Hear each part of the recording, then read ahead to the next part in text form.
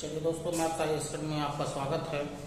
आज जो भारत की जो प्राकृतिक संरचना है उसके उसी क्रम में जो आपको मेजर वर्गीकरण के बाद जो माइनर वर्गीकरण आपको दिया जा रहा था, उसी वर्गीकरण में आप देखते हैं छोटा नागपुर का पठारी क्षेत्र। छोटा नागपुर का पठारी क्षेत्र भारत में सर्वाधिक खनिज संसाधन की दृष्टि से सर्वाधिक धनी क्षेत्र है। तो देखते हैं कि छोटा नागपुर का जो पठारी क्षेत्र है वो उसकी संरचना क्या है, कौन कौन से प्राकृतिक नदियां, झीलें, पठार वगैरह जो भी है देखते हैं। तो आइएगा, छोटा नागपुर का पठारी क्षेत्र। तो जो छोटा नागपुर का पठारी क्षेत्र है वो कुछ इस प्रकार से ऐसे फैला हुआ है कि छोटा नागपुर का पठारी क्षेत्र कुछ ऐसे फैला हुआ है। तो जो छोटा नागपुर का पठारी क्षेत्र जो लाल कलर के अंतर्गत जो आपको क्षेत्र दिख रहा है, ये छोटा नागपुर का पठार है। इसकी पहले तो लोकेशन देख लेते हैं कि चारों ओर से किस क्षेत्र से घिरा हुआ है। तो इस क्षेत्र में आइएगा, ये जो क्षेत्र है ये जो क्षेत्र है, यहाँ पर राजमहल की पहाड़ियों वाला क्षेत्र है। राजमहल पहाड़ियों वाला क्षेत्र है। तो ये राजमहल की पहाड़ियों वाला क्षेत्र है। तो ये उत्तर पूर्व में ये क्षेत्र है। यहाँ पर गंगा का मैदानी क्षेत्र लगा हुआ है।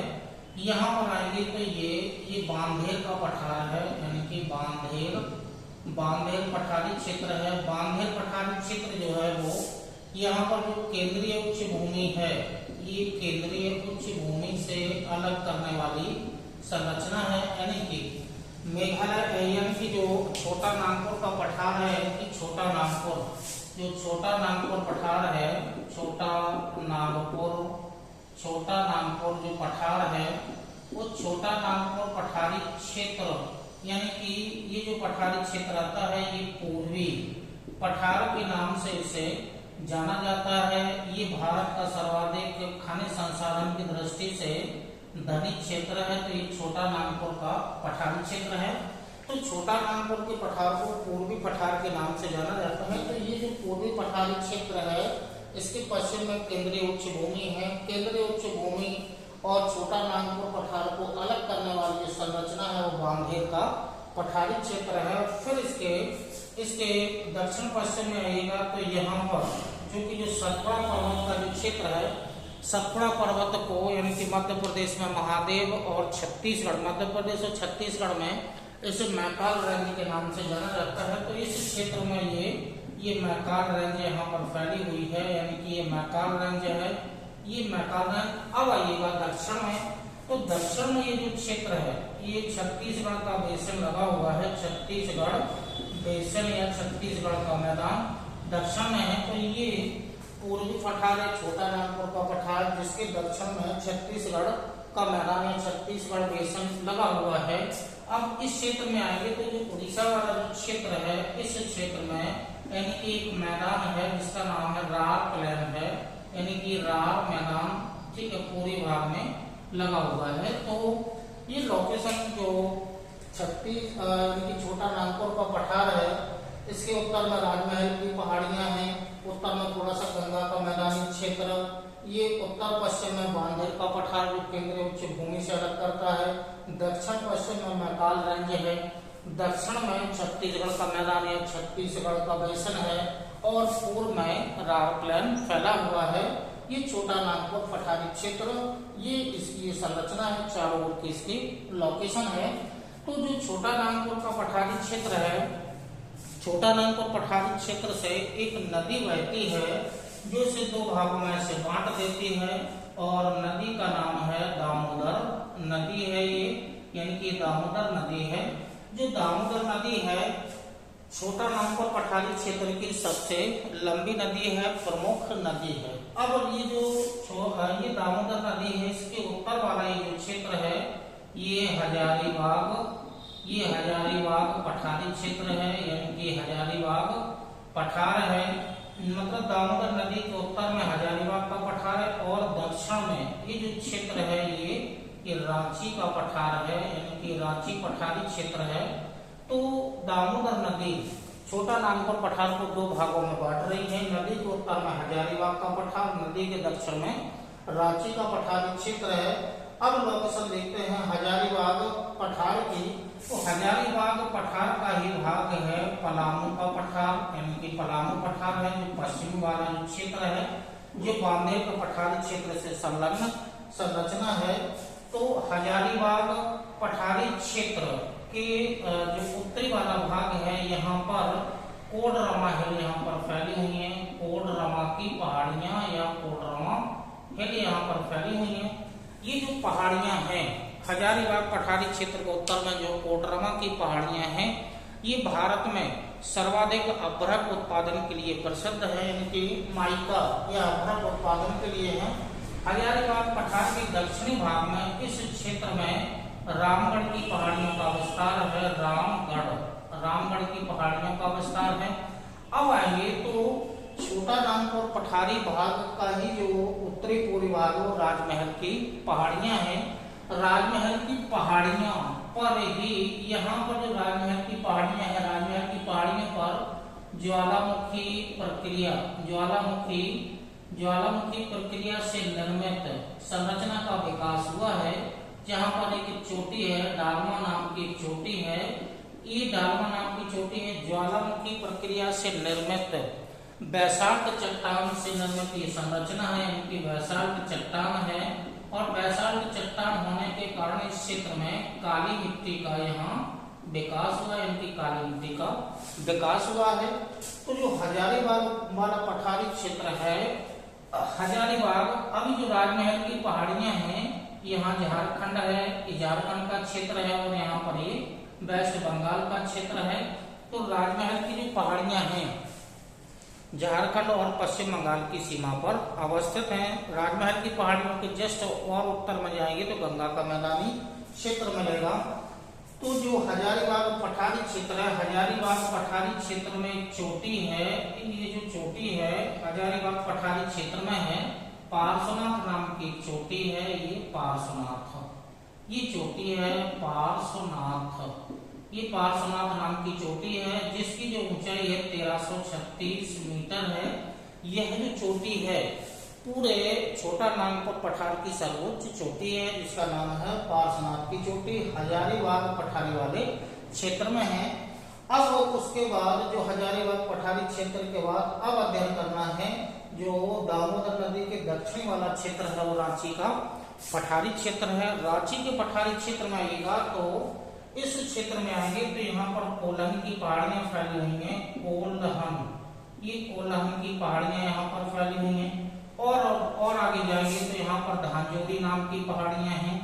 दानजोरी नाम की पहाड़ियां हैं। और थोड़े और आगे जाएंगे तो यहाँ पर डालमा नाम की पहाड़ियां ही हैं। डालमा नाम की पहाड़ियों का विस्तार यहाँ पर है। तो कोल्हन की पहाड़ियां, दानजोरी की पहाड़ियां, डालमा की पहाड़ियों का संबंध रांची के पठारी क्षेत्र से है। तो ये जो कोल्हन, दानजोरी और डालमा की पहाड़ियां इनकी रांची के पठारी क्षेत्र में विस्तारित हैं। रांची के पठारी क्षेत्र से इस क्षेत्र से एक नदी ऐसे करके निकली हुई है। नदी का नाम है स्वर्णरेखा। ये स्वर्णरेखा नाम की एक नदी है जो रांची के पठार से उद्गम होता है और आगे यानी कि आगे बहती हुई स्वतंत्र रूप से बंगाल की खाड़ी में गिर जाती है। तो स्वर्णरेखा नदी स्वतंत्र रूप से बंगाल की खाड़ी में गिर जाती है। इस नदी पर यानी कि झारखंड में इस नदी पर एक जलप्रपात है जिसका नाम है होंडारू। ये होंडारू जलप्रपात है यानी कि वाटरफॉल है या जलप्रपात है। निक पॉइंट का उदाहरण है, भारत में निक पॉइंट जलप्रपात का उदाहरण है। होंडारू जलप्रपात है, स्वर्णरेखा नदी पर अवस्थित है। इसके अलावा जो जमशेदपुर शहर है या इसके अलावा इसकी जो रांची है, जो रांची नाम का शहर है वो इसी नदी के तट पर है। आगे जाएंगे तो जमशेदपुर जो नाम का शहर, जमशेदपुर नाम का जो शहर है या टाटानगर है वो भी इसी नदी के स्वर्णरेखा नदी के तट पर अवस्थित है।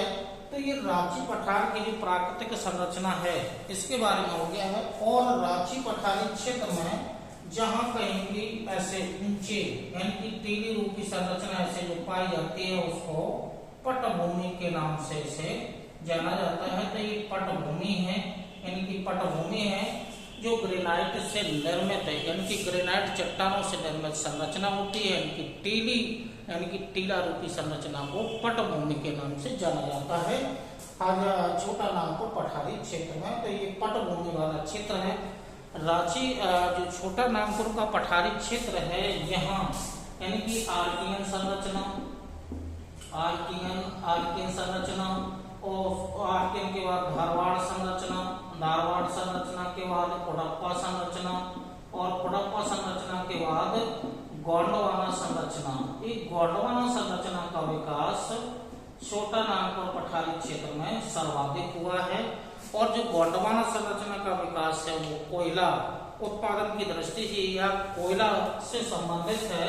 तो यह क्षेत्र यानी कि गोंडवाना जो क्षेत्र है या दामोदर नदी का जो अपवाह क्षेत्र है वो कोयला उत्पादन और कोयला भंडार की दृष्टि से भारत का सबसे धनी क्षेत्र है। और साथ साथ में ये भी है कि कोयला के अलावा आर्कियन संरचना, धारवाड़ हड़प्पा संरचना का विकास होने के कारण जो भी महत्वपूर्ण यानी कि खनिज संसाधन है, यानी कि सर्वाधिक खनिज संसाधन का विकास कहाँ हुआ है? सर्वाधिक खनिज संसाधन का विकास छोटा नागपुर पठारी क्षेत्र में हुआ है। छोटा नागपुर पठारी क्षेत्र में खनिज संसाधन की प्राप्ति अधिक होने के कारण भारत में सर्वाधिक जो उद्योग लगाए गए हैं, इस्पात उद्योग या जो अन्य उद्योग लगे हैं, यहाँ पर ये सबसे ज्यादा उद्योग छोटा नागपुर पठारी क्षेत्र में लगे हुए हैं। तो कोयला प्राप्ति के कारण इसे भारत का रूर क्षेत्र भी कहा जाता है। भारत का रूर, ये भारत का रूर क्षेत्र है, ये भारत का रूर क्षेत्र है। क्योंकि भारत का रूर क्षेत्र इसलिए कहा जाता है कि जो रूर क्षेत्र है वो जर्मनी देश में अवस्थित है। जर्मनी क्षेत्र यानी कि जर्मनी देश में एक क्षेत्र है जहाँ पर कोयला का उत्पादन सबसे ज्यादा होता है। उस क्षेत्र को वहाँ पर रूर के नाम से उसे जाना जाता है। तो इसे भारत का रूर कहा जाता है, RUHR, यानी कि रूर क्षेत्र से कहा जाता है। तो ये भारत का रूर क्षेत्र के नाम से भी इसे जाना जाता है। तो औद्योगिक यानी कि खनिज संसाधन की दृष्टि से सबसे धनी क्षेत्र होने के कारण उद्योगों का विकास भी सबसे ज्यादा हुआ है। लेकिन यहाँ पर ये आर्थिक दृष्टि से यहाँ पर पिछड़ापन है, क्योंकि जनजातियों का क्षेत्र है। पूरा जो झारखंड है, झारखंड में छोटा नागपुर पठार का पूरा विस्तार है, तो पूरा जनजातीय वाला क्षेत्र है। नक्सलवाद जैसी समस्याओं से ग्रसित ये क्षेत्र है। लेकिन औद्योगिक विकास की दृष्टि से सबसे ज्यादा धनी क्षेत्र यही है।